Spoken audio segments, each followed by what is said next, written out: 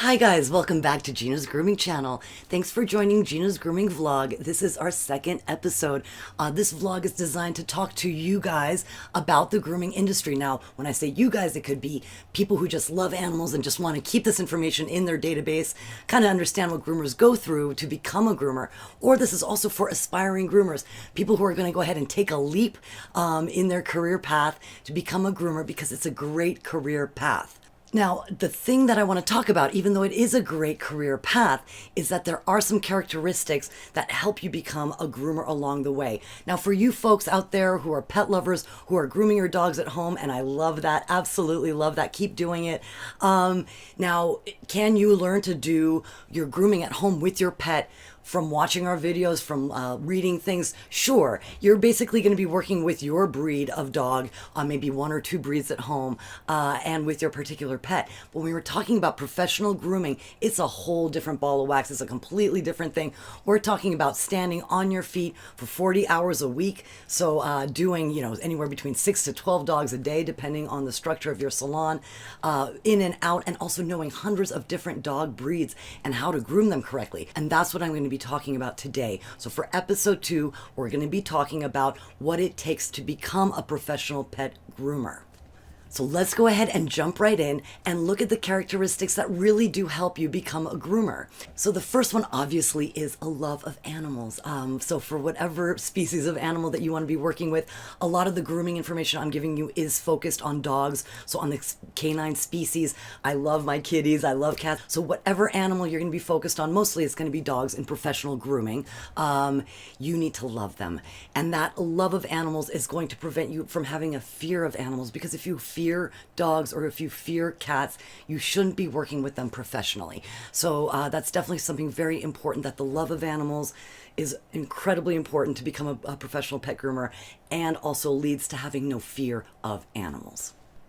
The second characteristic that I see very helpful to become a professional pet groomer is resilience. You need to be a resilient person.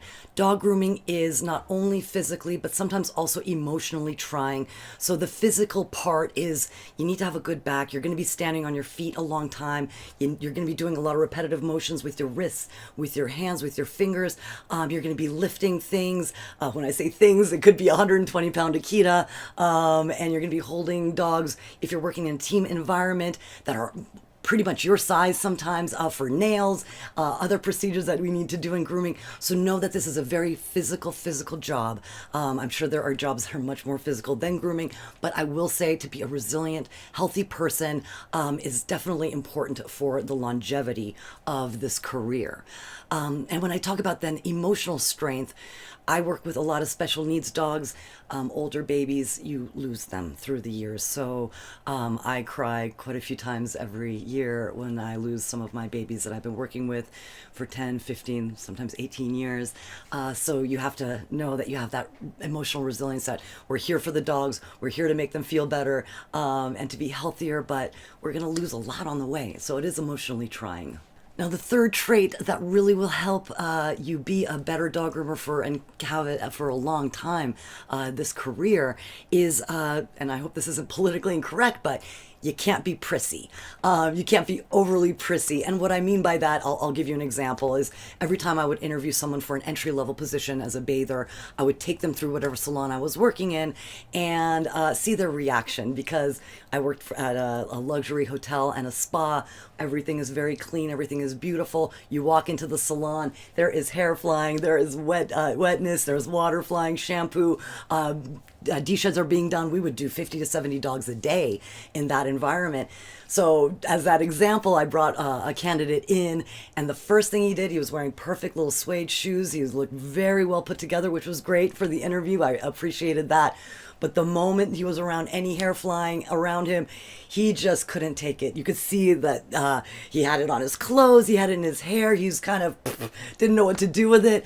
So although a very nice person, I knew that grooming wasn't going to be the path for him. So you have to not be grossed out too easily if you're working with animals.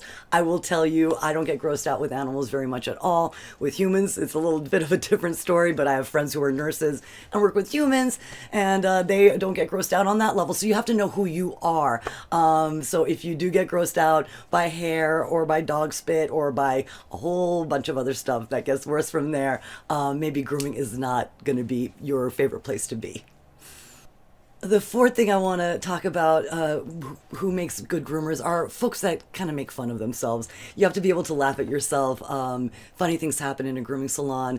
You got to make sure that you can kind of laugh at yourself and have a good sense of humor when working with the dogs, and be able to get through your day that way. Because if you take things really seriously, it's a difficult day. So always have to keep a positive attitude, always be able to laugh at yourself, and that will definitely help you in a career as a professional groomer.